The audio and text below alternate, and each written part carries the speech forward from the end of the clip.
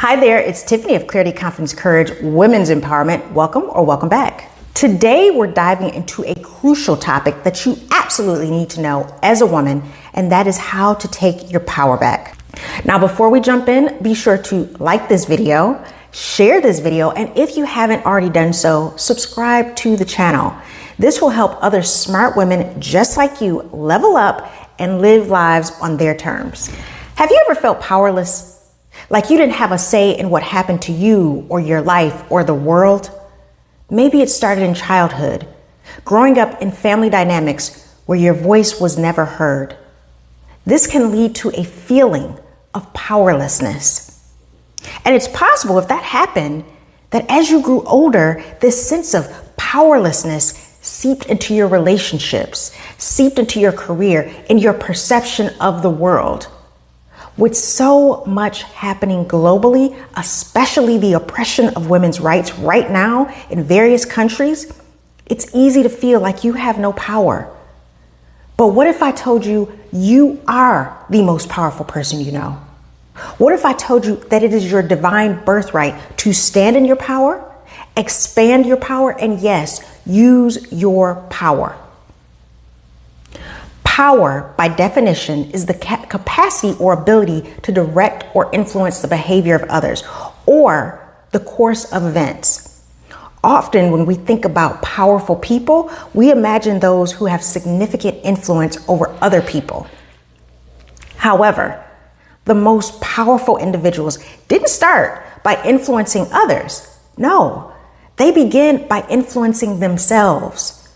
To have power in the world, you must first take ownership of your personal power, the power of self. Now, here are a few steps in order to learn how to have power over yourself first in order to cultivate power within the world. And first, take power over your mind and your thoughts. The journey to reclaiming your power starts in the mind. Dr. Viktor Frankl, in his book, Man's Search for Meaning, describes how even in the direst circumstances, such as the Holocaust, we have the power to choose our attitude. You may not have control over everything that happens to you, but you can control how you choose to respond to it. It's all about cultivating a mindset that empowers you. Start practicing gratitude and positive self-talk. Visualize your goals. Remember, your thoughts shape your reality. By taking control of your mental landscape, you set the foundation for reclaiming your personal power. And you can do it every single day. Number 2, power over your behavior.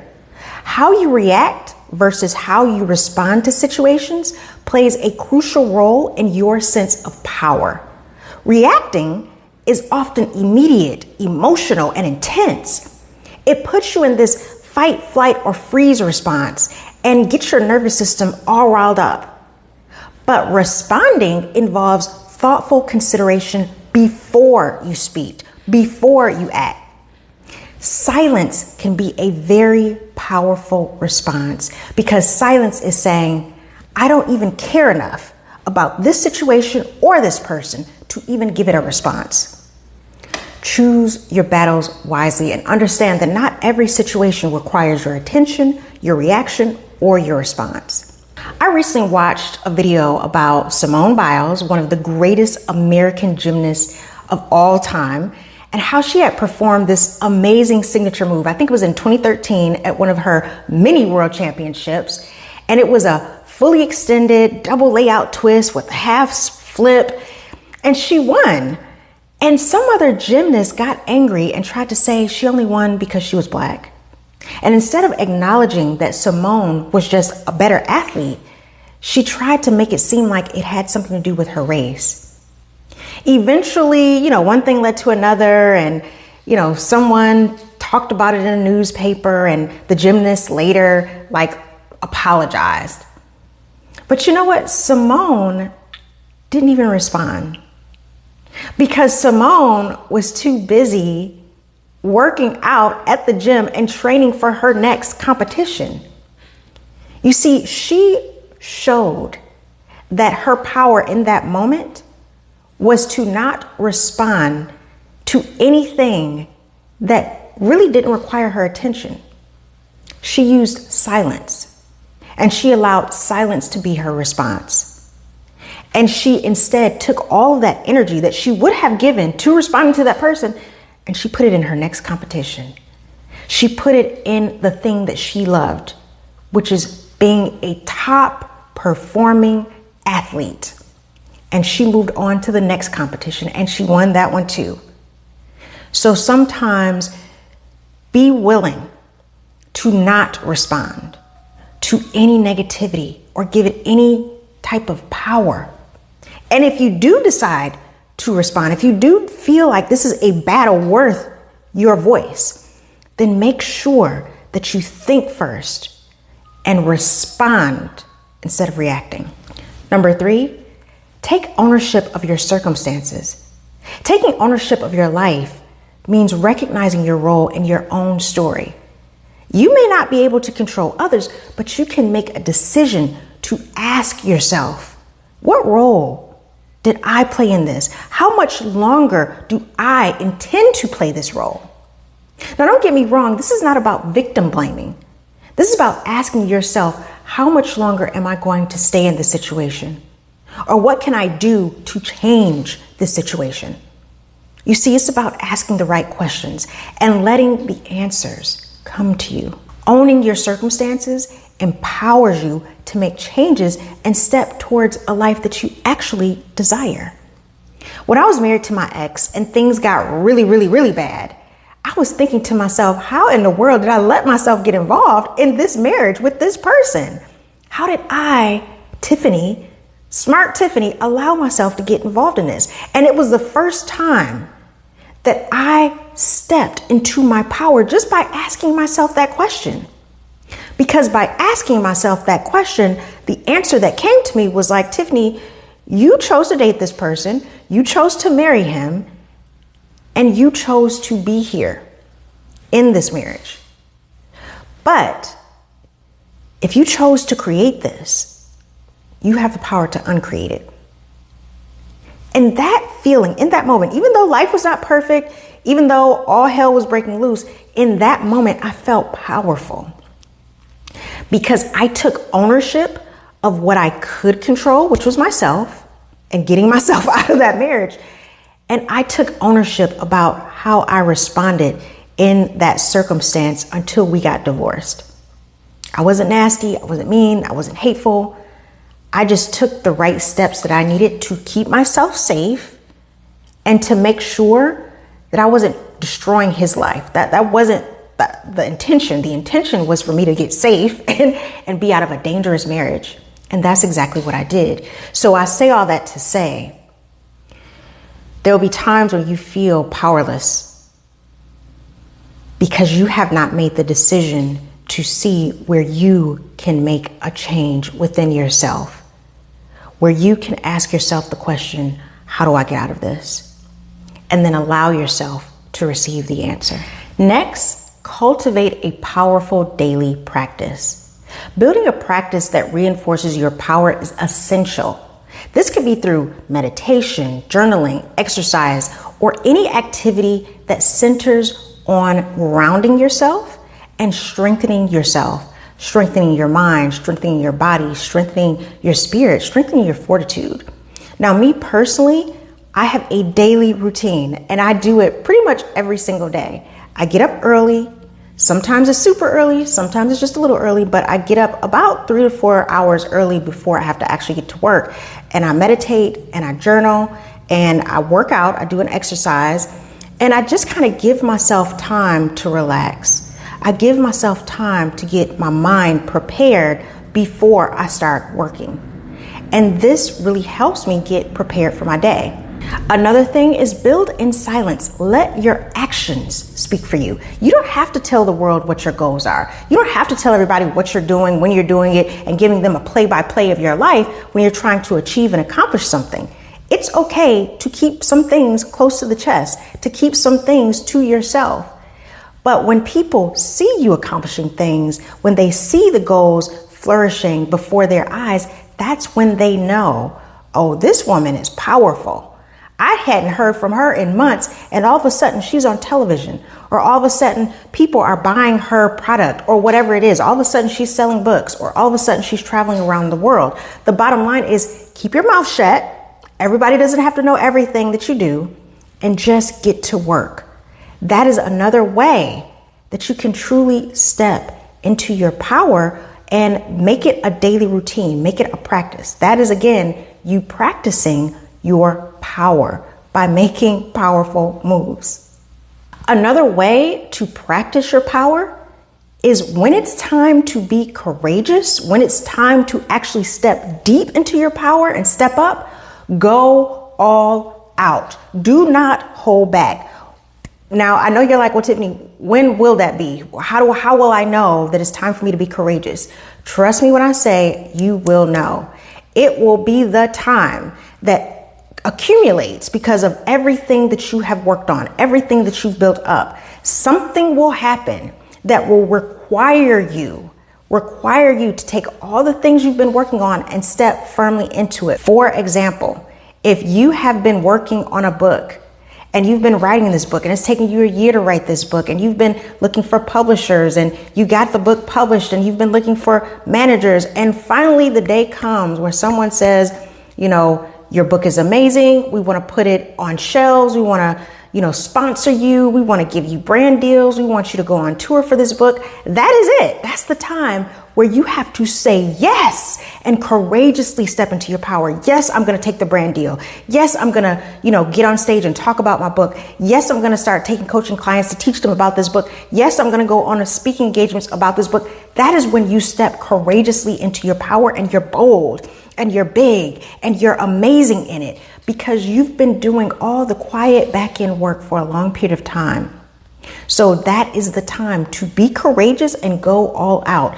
Don't let anybody dim your light. Don't let anybody say in that example, maybe you shouldn't go, maybe you shouldn't travel so much for the book tour, or maybe you shouldn't tell everybody about the book just yet. I mean, are you sure you want to sell this? Yes, I want to travel. Yes, I want to sell this book. Yes, I want to be amazing. That is when you go all out. So that's just an example, but the idea is when the time comes for you to shine as bright as you possibly can. Don't hold back, and don't let other people's negativity get in your head and get in your ear.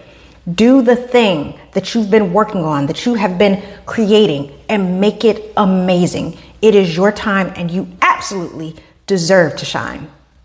So that is another way to cultivate a practice of stepping into your power. Lastly, live like your life depends on your power. Every single day. Act like your life depends on your power, because it does. Your actual life depends on you stepping into your power and knowing that you are a powerful, amazing woman. You are not just one person. You are the embodiment of millions of people. All the people that are in your bloodline. Your ancestors flow through your veins. That's how important it is for you to be powerful. Think about that for a second. You are so powerful, not just for you, but for all the millions of cells and DNA of the people that came before you that lives inside of you. Yes, you are more than one person. You are millions and millions and millions and millions of people that have come before you in your one little body. I know. Think about it. It's amazing when you can think about it from that perspective. Because when you think about it, it's kind of like saying you don't have one strand of hair like growing out the side of your scalp. No, you have tons of hair growing out of your head every day that's sitting on your head. You're not just one strand. You're millions and millions and millions of strands. That is how powerful you are. You think you're one person, but you're not. You're millions of persons inside one body. That is how powerful you are. And if you make a decision right now, if you make a decision that today I'm going to be my most powerful self, just know you are not alone. You have everything that you need inside of you, and all the people inside of you. Your ancestors' DNA is inside of you. These are the people that survived. I don't care where you are on this planet. I don't care what culture you come from. The only reason you're here is because your ancestors survived. They survived famine. They survived the Great Depression. They survived slavery. They survived the apartheid. They survived colonization. They survived the Holocaust. They survived fires. They survived, winters. They survived famine. They survived. Again, doesn't matter where you come from. It doesn't matter what you look like. They survived. That one child that made it through survived. And that's why you're here. Because you come from a lineage of survivors. Survivors. So you are the most powerful person you know. Now it's just about expanding that power and growing it and making it bigger and better. Your decision to stand in your power affects all of us everywhere. Think about women like Harriet Tubman, who helped free thousands of American slaves. And that's only after she got free, because she was a slave. Think about Rosa Parks, who had to sit in the back of the bus and decided, you know what? No, today I'm going to sit in front of the bus and I'll probably be arrested. Think about Mother Teresa or Elizabeth Van Lew or Susan B. Anthony or all the women who put their lives on the line. They were just regular women who made a decision like, no, I'm going to stand in my power today and the next day and the day after that. All of these women, their courage, their determination sparked change that had a ripple effect for generations. And I am telling you right now, you are one of those women. You just probably don't know it yet, or probably have never been told that. Now, I'm not saying that you have to do some political thing or go save children in another country or, march in the streets. What I'm saying is stepping into your power, just like those women did, could mean writing that book you've been meaning to write, painting that picture you've been wanting to paint. It could just mean taking a break and relaxing sometimes so that you can get back to your happy self and figure out what the heck you're doing on this planet, right? Stepping into your power could be the CEO of a Fortune 5 company or the president of a country. Stepping into your power could mean saving animals' lives. Stepping into your power could mean, volunteering with an organization to help elderly people. Stepping into your power could just be being the best mom you can be, or the best wife, or the best friend. Stepping into your power just may be saying no to anything that goes against your joy and your peace. Act like your life depends on it every day, because it does. Reclaiming your power is a journey that starts with influencing yourself. First, you want to take control of your thoughts and your behaviors and your circumstances. Then you can cultivate a daily practice that reinforces the power that you created in your mind. Remember, you are the most powerful person that you know. Your power is not just for you. It ripples out to impact the world. So stand tall, reclaim your power, expand your power, build on it, give it to others if you want, and watch as the world transforms around you. I love you, you are worthy, and you got this. Until the next time. Bye.